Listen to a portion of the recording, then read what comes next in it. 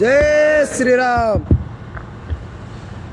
आदरणीय व्यासपीठ तसेच इथे जमलेले सर्व बजरंगी, आज आपण सर्वांनी या बजरंग दलाच्या संचलनामध्ये सहभाग घेतला. वास्तविक आपल्या सर्वांना या संचलनाचं महत्त्व हे केवळ आपल्यापुरतंच असं वाटत असेल, परंतु या बजरंग दलाच्या संचलनामुळे हा संपूर्ण समाज हा आश्वस्त होत असतो. आपल्याला माहिती आहे की आज एखाद्या मुसलमानाला जर विचारलं की तू का जगतो, तर तो म्हणेल की मी दारुल इस्लामसाठी जगतोय. जर एखाद्या ख्रिश्चनाला विचारलं की तू का जगतोय, तर तो म्हणेल की मी किंगडम ऑफ जीसससाठी जगतोय. आणि जर एखाद्या हिंदूला विचारलं की तू का जगतोय, तर तो म्हणेल की अरे मरण येत नाही म्हणून मी जगतोय. अशी हिंदूंची स्थिती आहे. आणि या हिंदूंच्या जे काही विस्मृतीत गेलेला जो पराक्रम आहे तो जर जागृत करायचा असेल, तर त्याच्यासाठी हे बजरंग दलाची शौर्य यात्रा असेल, बजरंग दलाचं संचलन असेल, याची फार मोठी आवश्यकता आज या संपूर्ण देशभराला आहे. आताच नितीनजींनी आपल्याला सांगितलं की बजरंग दलाची स्थापना कशी झाली किंवा बजरंग दलाची आवश्यकता काय. ज्यावेळेस आमच्या समोर या समाजाची सुरक्षेचं आव्हान आहे आणि समाजाची सुरक्षा आम्हाला कोणापासून करायची आहे, तर आपल्याला माहिती आहे की या देशभरामध्ये आज हिंदूंसमोर 4 मोठ्या समस्या आहेत. एक म्हणजे इस्लामची फार मोठी समस्या. या संपूर्ण देश काय पूर्ण विदेशामध्ये सुद्धा आज सगळ्यांना या इस्लामिक जिहादनी पछाडलेले. दुसरी सगळ्यात मोठी समस्या आहे ती म्हणजे ख्रिश्चनांची, त्यांच्या त्या धर्मांतरणाची. तिसरी जी समस्या आहे ती म्हणजे कम्युनिस्टांची, जे इथल्या हिंदूंचा बुद्धिभेद करून इथल्या हिंदूंमधलं हिंदुत्व कमी करणं आणि हिंदूंमध्ये जे काही हिंदू आहेत त्या हिंदूंमध्ये भांडणं लावणं, असं काम हे फार मोठ्या प्रमाणात कम्युनिस्टांच्या माध्यमातून सुरू आहे. आणि चौथं जे मोठं षडयंत्र आहे ते म्हणजे नक्षल्यांचं आहे.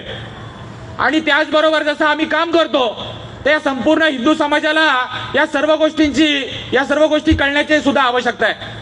बजरंग दलाच्या सर्व कार्यकर्त्यांना सुद्धा माहिती आहे की आम्ही ज्या क्षेत्रामध्ये काम करतो तिथे या सर्व आव्हानांचा, ही जी काही सर्व आव्हानं आहेत या सर्व आव्हानांच्या विरोधात आम्हाला काम करावं लागतंय. इस्लाम म्हणजे काय, तर इस्लाम म्हणजे मोहम्मदिया विचार प्रेरित एक राजकीय आंदोलन आहे. कुराण ज्याचं दर्शन आहे, जिहाद ज्याची कार्यप्रणाली आहे, मुस्लिम ज्याचे सैनिक आहेत, मदरसे ज्याचे प्रशिक्षण केंद्र आहेत, त्याचबरोबर दारुल इस्लाम हे ज्यांचं अंतिम ध्येय आहे आणि जो गैर इस्लामी भूभाग आहे त्याच्या विरोधात लढणं हे त्यांचं काम आहे. या सगळ्या विषयामध्ये आपल्याला स्पष्ट झालं की इस्लामची खरं काम करण्याची कार्यप्रणाली काय, खरी पद्धत काय. ज्यावेळेस आम्ही म्हणतो की इस्लामची फार मोठी संकट या संपूर्ण भारतावर आहे, त्यावेळेस या इस्लाममध्ये, या इस्लामच्या माध्यमातनं, या जिहाद्यांच्या माध्यमातनं या हिंदू समाजाला तोडण्यासाठी किती मोठ्या प्रमाणामध्ये षडयंत्र केलं जातं. एक म्हणजे लव जिहाद आहे, जो आता जवळजवळ प्रत्येक घरांपर्यंत पोहोचलेला आहे. प्रत्येकांना लव जिहादचं वास्तव्य काय ते सगळ्यांना कळालेलं आहे. त्याचबरोबर दुसरा विषय आहे तो म्हणजे गोहत्येचा विषय. तिसरा म्हणजे जे काही जिथे बहुसंख्याक मुसलमान, जिथे अल्पसंख्याक आहेत ते नंतर बहुसंख्याक होतात आणि तिथे कशा पद्धतीने लँड जिहादचे विषय असतील ते करतात आणि त्याच्या माध्यमातून तिथल्या हिंदूंचं पलायन कशा पद्धतीने होतं. आणि त्याचबरोबर इथल्या ज्या भारतातले जे काही अन्य जी लोक आहेत त्यांच्यावर दहशत निर्माण करणं. लव जिहादचा जर आपण विषय घेतला तर लव जिहादच्या माध्यमातून गेल्या जवळजवळ वर्षभरामध्ये 10 लाख मुली या भारतातून गायब झालेल्या आहेत. आणि या मुली गेल्या कुठे, जर या मुलींचा कुठेही पत्ता लागत नसेल तर आपल्याला माहितीच आहे की त्या कुठे गेल्या असतील. एकतर त्यांना परदेशात विकलं असेल किंवा त्यांना वाईट मार्गाला लावलं असेल. आता एक साधारण मागच्या 15 दिवसांपूर्वी बजरंग दलाच्या माध्यमातून आपण नशामुक्तीचं एक फार मोठं आंदोलन या पूर्ण देशभरामध्ये केलं. आणि नेमकं या जिहाद्यांकडनं इथली जी आपली हिंदू कन्या आहे तिला फसवण्याचं षडयंत्र हे याच माध्यमातून केलं जातं. आधी तिला या नशेच्या डोस दिले जातात, तिला व्यसनी बनवलं जातं, नंतर तिला त्या जिहादमध्ये, त्या लव जिहादमध्ये अडकवलं जातं आणि हळूहळू कालांतराने आपल्याला माहिती आहे. काल सुद्धा मी त्या मालेगावला जाऊन आलो. म्हणजे मालेगाव मधली स्थिती तर फार भयानक आहे. जसं आपल्या बाजूचा जो परिसर आहे, कुदळवाडी असेल, कोंढवा असेल, याच्यापेक्षा फार भयानक स्थिती ही मालेगाव मध्ये आहे. म्हणजे तिथलं अख्खं पूर्ण परिसर कशा पद्धतीने हिंदू विहीन केला आणि तिथल्या सर्व हिंदूंना पलायन करावं लागलं. याच लव जिहादच्या माध्यमातून आज जिथे जिथे हिंदू धार्मिक स्थळ आहेत, हिंदूंच्या सण आहेत, मोठे मोठे फेस्टिवल आहेत, तिथे कपाळाला टिळा लावणं, हातामध्ये हिंदू पद्धतीचे गंडे बांधणं आणि त्याच्या आधारावर मी हिंदूच आहे असं भासवून या आपल्या हिंदू कन्यांना फसवलं जाते. आता नवरात्रीमध्ये आपल्या बऱ्याचशा बजरंग दलाच्या कार्यकर्त्यांनी हे जे काही नवरात्रीमध्ये जे काही दांडियाचे उत्सव चालू होते, नवरात्रीचे जे काही उत्सव चालू होते, तर त्या नवरात्रीच्या उत्सवामध्ये ज्या आतमध्ये येणाऱ्या प्रत्येक व्यक्तीचं ओळखपत्र तपासायचं काम हे आपल्या बजरंग दलाच्या कार्यकर्त्यांनी केलं. आणि त्याच्यामधनं आपल्याला बऱ्याच जणांना लक्षात आलं की जे जिहादी हे मंदिरात जात नाही, परंतु जिथं मंदिराच्या आपले जे काही धार्मिक कार्यक्रम आहेत तिथं केवळ या मुलींना फसवण्यासाठी म्हणून हे सगळे जिहादी तिथे येत असतात. आणि आपल्या बजरंग दलाच्या कार्यकर्त्यांचं कौतुक करावं तेवढं कमी आहे. या पूर्ण देशभरामध्ये जेवढे पण जिहादी त्या नवरात्रीच्या उत्सवामध्ये दांडिया खेळायला आले त्या सगळ्यांना घरी आखडून लावलं. जिथे जिथे संघर्ष करावा लागतो तिथं बजरंग दलाचे कार्यकर्ते उभे राहतात. त्याचबरोबर जसं आपल्याला माहिती आहे की आज कशा पद्धतीने लँड जिहादच्या माध्यमातून आपल्या हिंदू मंदिरांच्या जागा बळकावण्याचं काम षडयंत्र हे वक्फ बोर्डाच्या माध्यमातून सुरू आहे.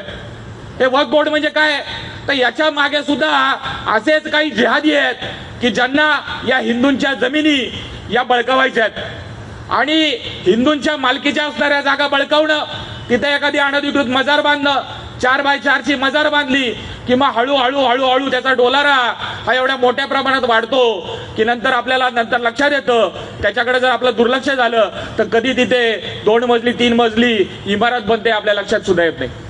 तर त्याच्यामुळे आपल्या बजरंग दलाच्या सर्व कार्यकर्त्यांचं फार मोठं लक्ष हे आपल्या आपल्या कार्यक्षेत्रामध्ये काम करताना असलं पाहिजे.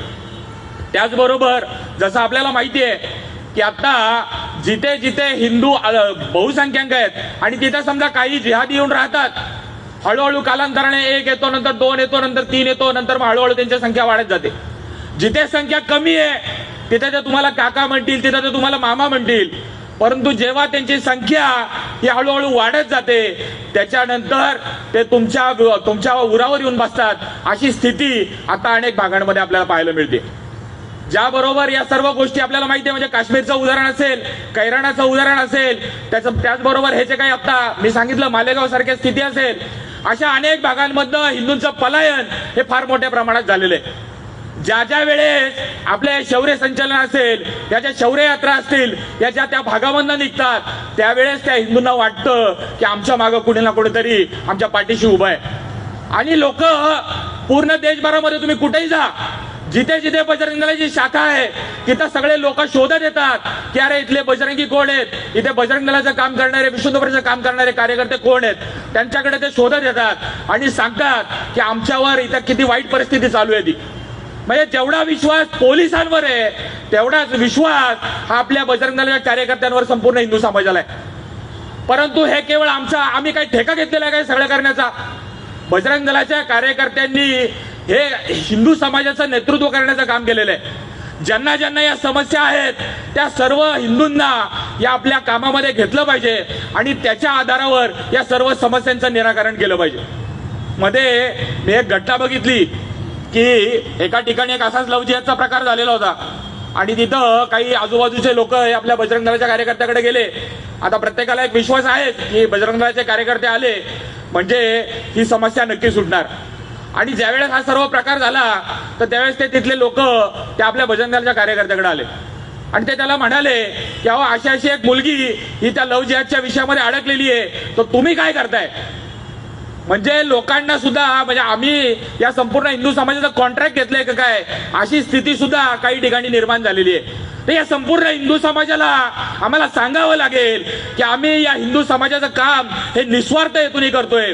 आम्ही सेवेच्या आधारावर सुद्धा करतोय, आम्ही संस्काराच्या आधारावर सुद्धा करतोय, आम्ही सुरक्षेच्या आधारावर सुद्धा करतोय. परंतु हे करत असताना या हिंदू समाजाचा पूर्ण सहभाग या आपल्या कामामध्ये असला तर आणि तरच हे जे मोठं षडयंत्र आहे ते आम्ही उधळून लावू शकतो. त्याचबरोबर आपल्याला माहिती आहे की जसं 1996 मध्ये या गोहत्येच्या संदर्भामध्ये बजरंग दलाने एक फार मोठं आंदोलन उभं केलं होतं. देश धर्म का नाता है, गाय हमारी माता है, असं म्हणून जो एक मोठा नारा दिला आणि त्याच्या माध्यमातून एक फार मोठी शक्ती या बजरंग दलाच्या मागे उभी राहिली. आपल्याला एक छोटंसं उदाहरण सांगतो की जसं आपण म्हणतो की एक हिंदू कन्या जर ती पळून गेली आणि ती जर लव जिहादच्या विषयामध्ये अडकली आणि तिने जर इस्लाम स्वीकारला, मुसलमान झाली, तर इथली केवळ एक हिंदू कन्या कमी होत नाहीये. ज्यावेळेस ती हिंदू कन्या इथं एखाद्या हिंदू परिवारामध्ये लग्न करते तर तेव्हा तिला 2 मुलं होतात. ज्यावेळेस ती अन्य धर्मांमध्ये जाते त्यावेळेस तिला 4 ते 5 मुलं होतात. याचाच अर्थ असा आहे की जर एक हिंदू कन्या ही जर परावर्ती धर्मांतरित झाली तर तिच्या आधारावर जवळजवळ 7 ते 8 जणांची संख्या वाढते. म्हणजे आपल्या सर्वांना या सर्व गोष्टींकडे अतिशय बारकाईने पाहण्याची आवश्यकता आहे. एक जिहादी लहानपणापासून ते मरेपर्यंत साधारण 3 मोठ्या गायी खातो.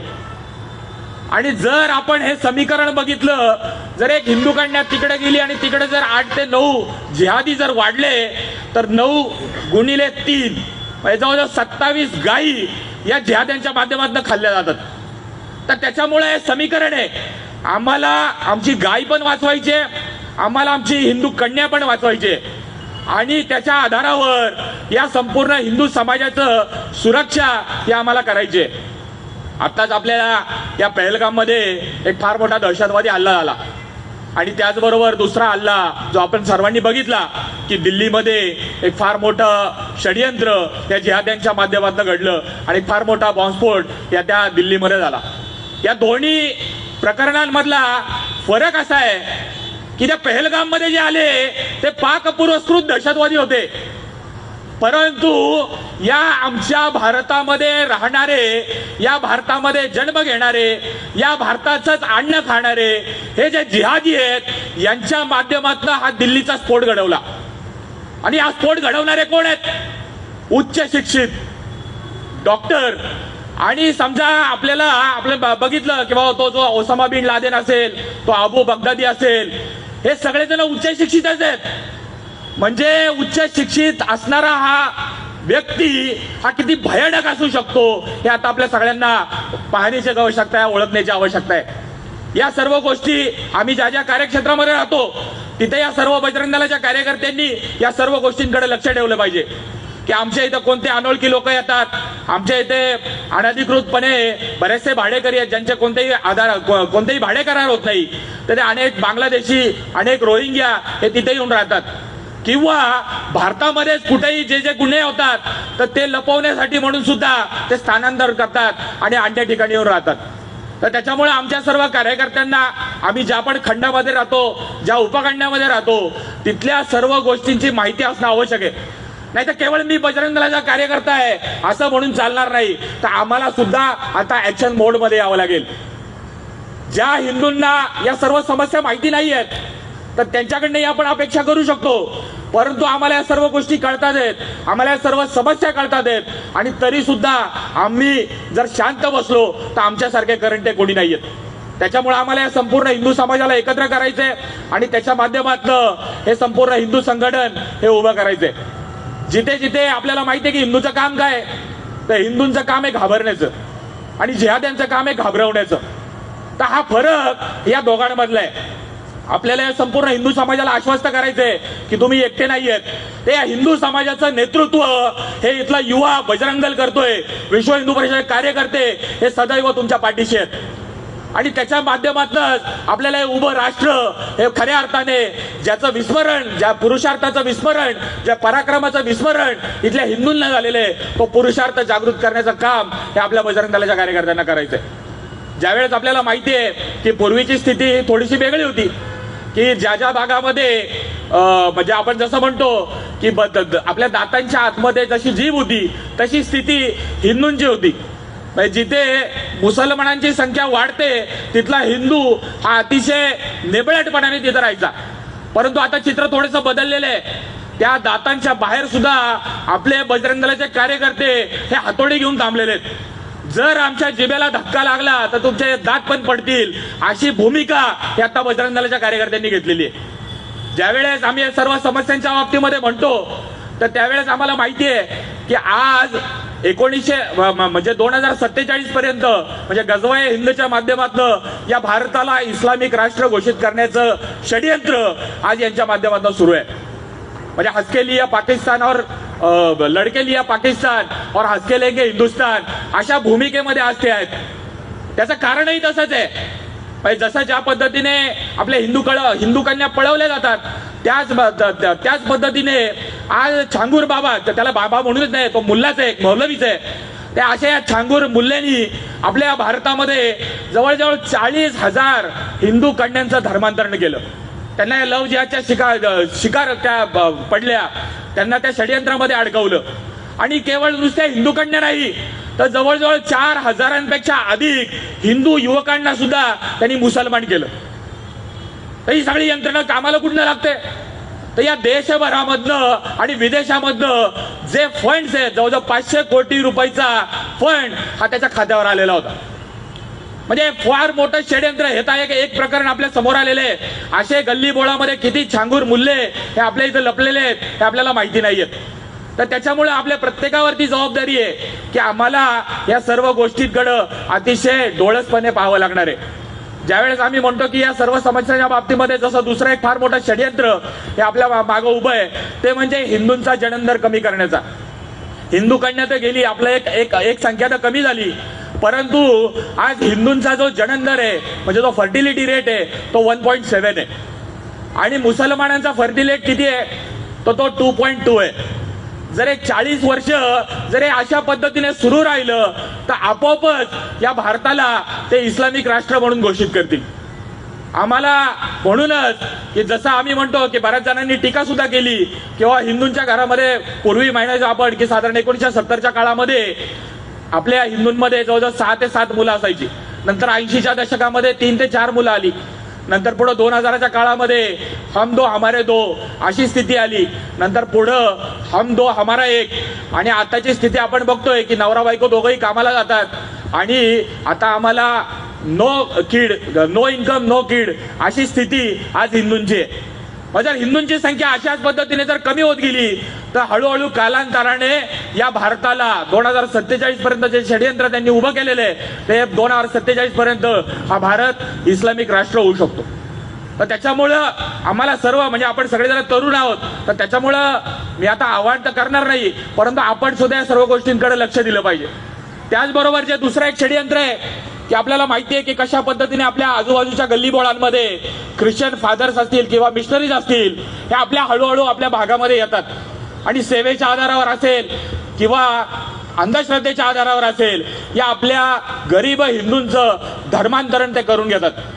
आणि मग त्याच्यामध्ये बऱ्याचशा सेवावस्थांमध्ये आपल्याला माहिती आहे की काही ठिकाणी शिलाई मशीन वाटणं, वॉशिंग मशीन वाटणं, काय आरोग्य शिबिर लावणं, छोटे छोटे उपक्रम तिथं करणं आणि त्याच्या माध्यमातून या हिंदूंचा उपयोग हे हळूहळू कालांतराने मध्ये अनेक प्रार्थना सभा चालतात, चंगाई सभा चालतात, आशीर्वाद सभा चालतात. मग हळूहळू तो हिंदू जो आहे तो त्या प्रार्थना सभेमध्ये जायला लागतो आणि त्याचा कधी कळत न कळत धर्मांतरण होतं ते आपल्याला कळत सुद्धा नाही. आज एक फार मोठं षडयंत्र हे अनेक भागांमध्ये सुरू आहे. म्हणजे एक पद्धत सुद्धा त्यांनी वेगळी बदललेली आहे. एक म्हणजे काय की ख्रिश्चनांचं मराठीकरण. अनेक भागांमध्ये उर्सुला मातेचं मंदिर, मेरी मातेचं मंदिर, येशू भगवानाचं मंदिर अशा वेगवेगळ्या प्रकारची मंदिरं म्हणजे त्या चर्चलाच त्यांनी मंदिर असं नाव दिलेलं आहे. आणि त्याच्यामुळं जो सामान्य भोळा बाबडा आपला हिंदू आहे त्याला असं वाटायला लागतं की अरे हे काय आमचे 33 कोटी देव आहेतच, त्याचबरोबर आमचा हे. मग त्याच्यामुळे ते सगळेजण जे हिंदू आहेत, जे गरीब भोळे बाबडे हिंदू आहेत ते तिथं जायला लागतात. मग तिथं गेल्यानंतर ते स्वरूप पण तसंच आहे. तिथं गेल्यानंतर आता पूर्वीसारखी ते कॅन्डल पण लावत नाहीये. तिथं धूप लावलं जातं, अगरबत्ती लावली जाते, तिथं त्या येशूची आरती केली जाते आणि तिथं खडी साखरेचा नारळाचा प्रसाद सुद्धा दिला होतो. तर त्याच्यामुळं आपल्या लोकांचा बुद्धिबेधा चटकर होतो. मध्ये उत्तर प्रदेशमध्ये एक आपला बजरंग दलाचा कार्यकर्ता आहे, बजरंग दलाचा तिथला जिल्हा संयोजक आहे आणि त्याला एक असंच निमंत्रण मिळालं, कळलं किंवा आपल्या भागामध्ये असा प्रकार सुरू आहे की तिथं येशू देवाच्या मंदिराच्या नावाखाली हे असे सगळे उद्योग सुरू आहेत. ज्यावेळेस त्याला कळलं त्यावेळेस तो आपले 100-150 कार्यकर्ते घेऊन तिथे गेला आणि तिथे गेल्यानंतर त्या मंदिरामध्ये त्या चर्चमध्ये गेल्यानंतर स्वाभाविकच आहे की तिथले सगळ्या त्या जे काही तिथले मिशनरीज होते तर त्यांनी पोलिसांना कळवलं. आता पोलिसांना कळवल्यानंतर आपल्याला माहिती आहे की ते लॉ अँड ऑर्डर याच्या संदर्भामध्ये ते सगळेजण तिथं आले आणि ते आपल्या बजरंग दलाच्या सगळ्या बजरंग दलाच्या कार्यकर्त्यांना ताब्यात घेण्यासाठी ते पुढे आले. तर त्या आपल्या बजरंग दलाच्या कार्यकर्त्यांनी त्यांना ठणकावून सांगितलं की अरे हे जर मंदिर आहे तर मंदिरामध्ये हनुमान चालीसाच होणार, इथं येशूची प्रार्थना होणार नाही. जर तुम्हाला ते करायचं असेल तर चर्चच्या नावाने करा, इथं मंदिराच्या नावाने कोणतेही अंधश्रद्धेचे खेळ किंवा हिंदूंचा बुद्धिबळ करण्याचे खेळ हे इथं चालणार नाहीत. असं म्हणल्यानंतर शेवटी मग त्यांना त्या चर्चचं मंदिर म्हणून त्याचं नामकरण केलं होतं ते त्यांना बदलावं लागलं. आज पूर्ण देशभरामध्ये जवळजवळ 7 राज्यांमध्ये धर्मांतरण बंदी कायदा आलेला आहे आणि तो धर्मांतरण बंदी कायदा हा केवळ आपल्या पाठपुराव्यामुळे आलेला आहे. पूर्वी चालायचं की शांततेचा धर्म आणि आम्ही शांततेचे पुजारी आहोत, आमचं धर्मांतरण हे शांततेच्या आधारावर चालतं, सेवेच्या आधारावर चालतं. परंतु आता स्थिती तशी राहिलेली नाहीये. आज आपल्याला माहिती आहे की आपल्या भारताच्या ज्या सीमावरचे जे काही 7 राज्य आहेत तर तिथं कशा पद्धतीने हिंदूंचा निर्वंश झालेला आहे, हिंदू संपलेले आहेत आणि तिथल्या जे काही बोडो आतंकवादी असतील किंवा यांच्या माध्यमातून ज्या काही अन्य संघटना आहेत तर त्यांनी हातामध्ये शस्त्र उचललेली आहेत आणि त्याच्यामुळं त्यांनी त्यांच्या सीमांवर सुद्धा असं लिहिलेलं आहे की हिंदू डॉग गो बॅक किंवा भारतीयांनो तुम्ही इथनं परत जावा. अशी मजल हे तिथल्या लोकांची झालेली आहे आणि त्यांना या संपूर्ण भागाचं जीजस लँड बनवायचंय. म्हणजे भारताचे तुकडे तोडण्यासाठी अशी असंख्य लोक या भारतामध्ये काम करतात. जसं आपण म्हणतो की या परदेशातल्या अनेक टूल किट हे आपल्या भारतामध्ये वेगवेगळ्या माध्यमातून काम करतात आणि जर हे काम आपल्याला थांबवायचं असेल तर आपल्याला कायम सजग राहिलं पाहिजे. जसा एक चौथा प्रकार, तिसरा प्रकार मी तुम्हाला म्हणालो त्या कम्युनिस्टांचा प्रकार. त्या कम्युनिस्टांच्या माध्यमातून सुद्धा या आपल्या हिंदूंचा बुद्धिभेद हा कशा पद्धतीने केला जातो. वरवर दिसणारे सगळे हिंदूच आहेत, यांची नावं सुद्धा हिंदूंचीच आहेत, परंतु यांचे विचार जे आहेत ते सगळे या परदेशी लोकांच्या डोक्याने चालतात. या सगळ्या कम्युनिस्टांच्या मागे कोण आहेत? ते सगळे जिहादी आहेत. या सगळ्या जेवढ्या ख्रिश्चन संस्था आहेत हे सगळे याच्या पाठीमागं राहून काम करतात. आज पण आपल्याला माहिती आहे की बऱ्याचशा मीडियामध्ये की अरुंधती रॉय असेल, राजदीप सरदेसाई असेल, जॉन दयाल असेल, मेधा पाटकर असेल, ही अशी हिंदू नावं ही आपल्याला मीडियावर वारंवार दिसतात. आणि भूमिका काय म्हणतात तर ही आपल्या भारत विरोधी भूमिका ही वेगळ्या पद्धतीने मांडतात. हा भारत कसा अस्थिर झाला पाहिजे, पण इथं भारतामध्ये जातीमध्ये तेढ तयार कसा होईल, इथल्या भारतीयांमध्ये भाषेच्या आधारावर तेढ कसा तयार होईल, इथल्या भारतीयांमध्ये हिंदूंमध्ये प्रांताच्या आधारावर तेढ कसा तयार होईल, अतिशय नियोजनपूर्वक काम हे यांच्या माध्यमातून सुरू आहे. त्याच्यामुळे आपल्याला जसं माहिती आहे की जसं त्या शाहीनबागचं आंदोलन झालं त्या सीएच्या विरोधात झालं, परंतु त्याच्या पुढचं जे आंदोलन झालं ते म्हणजे शेतकऱ्यांचं आंदोलन होतं. ते शेतकऱ्यांचं आंदोलन कशा पद्धतीने कुणी राबवलं हे नंतर कालांतराने सर्वांच्या लक्षात आलं की अरे बरेचसे टूलकिट हे या विदेशी लोकांच्या माध्यमातून या भारतामध्ये काम करतात. आणि ही भूमिका ज्यावेळेस आपल्या वर्तमानपत्रांमध्ये किंवा जो आपला लाईव्ह मीडिया आहे किंवा जो जे काही अनेक आपल्या इकडचे जे काही चॅनल्स आहेत तर त्याच्यावर हे सर्व प्रकार सर्रासपणे चालतात. त्याचबरोबर आज आपण बघतो की मीडिया तर त्यांच्या हातामध्ये गेलेलाच आहे, परंतु इथे मालिकांच्या माध्यमातून, चित्रपटांच्या माध्यमातून, शिक्षणाच्या माध्यमातून कशा पद्धतीने हिंदूंचा बुद्धिभेद करून त्यांचं ख्रिस्तीकरण चालू आहे किंवा त्यांच्या हिंदुत्वाचे विचार संपवण्याचं काम सुरू आहे. जेव्हा हे विचारच संपतील तेव्हा हा भारत हा नक्की संपणार आहे हे इतर लोकांना सगळ्यांना माहिती आहे. तर त्याच्यामुळे आज हे जे षडयंत्र आहे हे भारताच्या गल्लीबोळामध्ये पोहोचलेले आहे. आज सुद्धा आपल्याला माहिती आहे की आता जो काही ख्रिसमसचा कार्यक्रम हा अनेक भागांमध्ये झाला, त्याच्यामध्ये सगळ्यात पहिलं जे टार्गेट आहे, जे पहिलं लक्ष आहे ते आपली लहान लहान मुलं आहेत. कशा पद्धतीने एखाद्या हिंदू शाळेमध्ये सुद्धा जिथं ख्रिश्चनांची संख्या 1 असेल 2 असेल किंवा काही ठिकाणी तर संख्या सुद्धा नसते, परंतु तिथं बळजुबरीने या हिंदूंना त्या ख्रिसमस किंवा तो जो नाताळ आहे तो साजरा करायला लावतात. त्याचबरोबर ते सांताक्लॉजचं आमिष दाखवलं जातं आणि त्याच्यामुळे स्वाभाविकच त्या लहान मुलांवर याचे एक विपरीत परिणाम हे आपल्याला पाहायला मिळतात. त्यामुळे आम्हाला आमच्या भागामध्ये ज्यावेळेस आम्ही काम करतो त्यावेळेस 1, 2, 3, 4 या सर्व गोष्टी आम्हाला पाहाव्या लागतील. नाही तर केवळ आम्हाला वरचेवर काम करून चालणार नाहीये, तर आम्हाला खोलवर काम करून त्याच्यावर उपाय हा सुद्धा आम्हाला शोधावा लागणार आहे. आम्ही ज्या भागामध्ये काम करतो तिथं आमचे हात सुद्धा वाढवावे लागणार आहेत, तिथं आमचे डोके सुद्धा वाढवावे लागणार आहे आणि तरच आम्हाला या सर्व गोष्टींमध्ये यश मिळणार आहे. जसं आम्हाला माहिती आहे की बाबा या कम्युनिस्टांच्या माध्यमातून आज जो बुद्धिभेद केला जातो, आज बऱ्याचशा या पश्चिम पट्ट्यामध्ये आपण बघितलं तर राम आमचा देव नाहीये तर रावण आमचा देव आहे, अशा पद्धतीची भूमिका ही तिथल्या लोकांमध्ये रुजवली जाते. तिथले सगळे सत्ता बंद करण्याचं काम हे आता यांच्या माध्यमातून सुरू आहे. त्याच्यामुळे ज्या पद्धतीने आज आपल्याला माहिती आहे की महाराष्ट्राचा काही भाग असेल, राजस्थानचा काही भाग असेल आणि त्याचबरोबर गुजरात आणि बिहारचा काही भाग असेल, या सर्वांचा मिळून एक भिल्लिस्तान बनवण्याचं षडयंत्र हे यांच्या माध्यमातून सुरू आहे. भारतासमोर आता आभाळच फाटलेले आहे, समस्या वाढतच चाललेल्या आहेत. तर त्याच्यामुळे आमच्या बजरंग दलाच्या कार्यकर्त्यांची सुद्धा फार मोठी जबाबदारी ही आमच्या खांद्यावर आलेली आहे. आम्ही म्हणतो ना, आम्ही सेवेच्या आधारावर, सुरक्षेच्या आधारावर, संस्काराच्या आधारावर काम करतो. तर या सर्व गोष्टी आम्हाला प्रत्यक्षात आचरणात पण आणाव्या लागतील आणि या संपूर्ण हिंदू समाजाला सुद्धा या सोबत घ्यावं लागेल.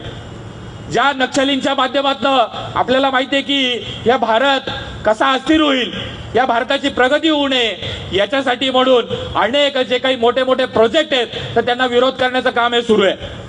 आणि या सर्व नक्षलींच्या मागे सुद्धा कम्युनिस्टच आहेत. या भारताच्या बाहेरून जे पण मोठी शस्त्रास्त्र आहेत ती या भारतामध्ये येतात आणि याच आपल्या गरीब हिंदूंच्या हातामध्ये दिली जातात आणि त्याच्या आधारावर इथल्याच आपल्या भारतीय सैनिकांच्या विरोधामध्ये लढण्यासाठी त्यांना उद्युक्त केलं जातं. वास्तविक आपण कोणताही भेदभाव हा आजपर्यंत केलेला नाहीये. जिथे जिथे सेवा वस्त्यांमध्ये हे जे काही ख्रिश्चन मिशनरीचं काम सुरू आहे तर तिथं सुद्धा आम्हाला समरसतेच्या आधारावर काम सुरू करावं लागणार आहे. आम्ही जसं म्हणतो ना की आमचं सेवेचं काम आहे, तर आम्हाला सुद्धा आमच्या सर्व सेवा वस्त्या असतील किंवा अन्य भागांमध्ये सेवेच्या आधारावर काम करावं लागेल. या सर्व गोष्टी या आम्हाला अतिशय निश्चयपूर्वक दृढपूर्वक या सर्व गोष्टी कराव्या लागणार आहेत. जसं आम्ही म्हणतो की आम्ही सगळेजण बजरंग दलाचे कार्यकर्ते, हनुमंताचे उपासक आहोत. मग त्याच्यामध्ये जसं म्हणतो ना, विद्यावान गुणी अति चातुर, राम काम करिबेको आतुर. आम्हाला सर्वांना राम कार्य करायचंय. आम्ही सर्वजण हनुमंत आहोत. आम्ही सगळेजण या प्रभू श्रीरामांचे भक्त आहोत.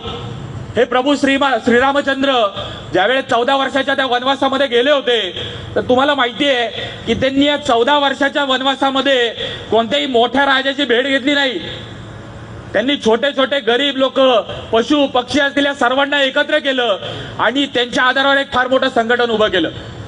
ज्यावेळेस सीतामातेचं अपहरण झालं तर त्यावेळेस ते परत अयोध्येला नाही गेले, तर इथल्याच लोकांच्या आधारावर जे संघटन उभं केले त्याच्या आधारावर त्या महाभयंकर अशा रावणाशी ते लढलेले आहेत आणि त्या रावणाचा संहार सुद्धा प्रभू रामचंद्रांनी केलेला आहे. उत्तर भारतामध्ये ती परंपरा अजूनही त्यांनी जागृत ठेवलेली आहे. आज अनेक ठिकाणी आपल्याला माहिती आहे की छोटे छोटे रामलीलाचे कार्यक्रम वेगवेगळ्या भागामध्ये होतात. आपल्याकडे सुद्धा रामकथेचे अनेक कार्यक्रम हे वेगवेगळ्या भागामध्ये होतात. आणि त्याचबरोबर दसऱ्याला जे रावणाचं दहन होतं त्याची सुद्धा मागची कल्पना तीच आहे की रावण कितीही मोठा असू तरी रावण दहनाचा कार्यक्रम हा आम्ही घरामध्ये गपचूप नाही करत. ते रावण दहनाचा कार्यक्रम हे आम्ही आमच्या संपूर्ण हिंदू समाजासमोर करतो. या संपूर्ण हिंदू समाजाला एकत्रित करतो आणि त्या रावणाचं दहन करतो. असे कितीतरी रावण हे आपल्या गल्ली बोळामध्ये बसलेले आहेत आणि जर हे सगळे रावण आम्हाला संपवायचे असतील तर आमच्यातला राम हा आम्हाला जागृत करावा लागणार आहे. आमच्यातला हनुमंत आम्हाला जागृत करावा लागणार आहे. ज्याबरोबर जसं आम्ही म्हणतो की त्या रावणाची बहीण, काय नाव ते, शूर्पणखा, तर ती त्याची बहीण होती ना, मग त्या बहिणीला इंग्रजीमध्ये काय म्हणतात? सिस्टर म्हणतात. आणि अशा सिस्टर, अशा अनेक नन हे आपल्या भागामध्ये फिरतात आहेत आणि तिचं नाक कापायची जबाबदारी ही सुद्धा आपल्या कार्यकर्त्यांवर आहे. आणि त्याच्यासाठी प्रत्येक गल्लीबोळामध्ये छोटे छोटे लक्ष्मण हे आपल्याला तयार करायला लागणार आहेत. जे जे मिशनरीज हे आपल्या भागामध्ये येतील, कोणीही आमच्या हिंदूंकडे त्यांच्या धर्माचा प्रसार करणार नाही, कोणीही बलपूर्वक आमच्या हिंदूंना प्रताडित करणार नाही. त्याच्यासाठी म्हणून आम्हाला काम करायचंय. आम्हाला या बजरंग दलाने एक फार मोठी व्यवस्था लावून दिलेली आहे. जसं आम्ही म्हणतो की या बांगलादेशमधले अनेक लोक इथं आलेले आहेत, बांगलादेशमध्ये हिंदूंवर अत्याचार सुरू आहे आणि तिथल्या बांगलादेशींची मानसिकता आहे ती हीच आहे, ती जिहादी मानसिकताच आहे. त्या जिहादी मानसिकतेमध्ये कोणतंही परावर्तन होणार नाहीये. राक्षसाचं कधी मन परिवर्तन होत नाही. तो त्याचे सगळे विचार घेऊन इथं आलेले आहेत आणि या भारतामध्ये जवळजवळ 3 ते 4 कोटी अनधिकृतपणे हे सगळे बांगलादेशी आणि रोहिंग्या राहतात आहेत. आणि त्यांच्या आधारावर जर ते हे षडयंत्र जरी आपल्या भारतामध्ये करत असतील तर आपल्याला आपलं घर सोडून पळून जायचं नाहीये. आपल्या घरामध्ये जर एखादा विषारी साप आला तर घर सोडायचं नसतं, तर त्या सापाचा फणा आपल्याला ठेचावा लागतो. तर त्याच्यामुळं आपल्या या सर्व कार्यकर्त्यांना एक छोटंसं उदाहरण देतो. म्हणजे ज्यावेळेस एका बरेचसे शेतकरी त्यांच्या शेतजमिनी त्यांची शेतजमीन ही त्या जे वीज निर्मिती केंद्राला त्यांनी दिलेली होती आणि त्यांच्या गावामध्ये ती वीज निर्मितीचं केंद्र आलं तर स्वाभाविकच आहे काही दिवसांनी तो अख्खा प्रोजेक्ट उभा राहिला. आणि तो प्रोजेक्ट उभा राहिल्यानंतर हे सगळ्या लोकांना एक आकर्षण असतं की बाबा वीज निर्माण कशी होते, कारण स्वाभाविकच आहे आमची जागा त्याच्यामध्ये गेलेली आहे आणि आमच्या घरापर्यंत सुद्धा वीज आलेली आहे. तर एकदा जाऊन आपण बघितलं पाहिजे की तिथं वीज निर्मिती कशी होते. तर हे सगळे आपले 5-50 सगळे शेतकरी हे त्या वीज निर्मिती केंद्रामध्ये गेले आणि तिथे गेल्यानंतर त्यांनी सांगितलं, तिथले जे काही मॅनेजमेंटची लोक होती, व्यवस्थापक होते, त्यांना सांगितलं किंवा ही वीज निर्मिती कशी होते हे जरा आम्हाला समजावून सांगा. तर मग त्यांनी सांगितलं की बाबा असा पाण्याचा ओघ येतो, मग तो त्या राफ्टरवर पडतो, मग नंतर तो आर्मेचरवर जातो, मग त्याच्यामधनं ती 36,000 मेगावेटची वीज तयार होते, मग नंतर ते गावाबाहेर जाते, नंतर त्याचा रूपांतर त्या 18,000 मेगावेटमध्ये होतं, नंतर हळूहळू कालांतराने ती 3 फेजमध्ये जाते, नंतर 2 फेजमध्ये जाते, नंतर तुमच्या घरामधला बल्ब लागतो. असं म्हणल्यानंतर हे सगळं समजावून सांगितल्यानंतर त्या व्यवस्थापकांनी त्या शेतकऱ्यांना विचारलं, आता तुम्ही सांगा वीज निर्मिती कशी होते.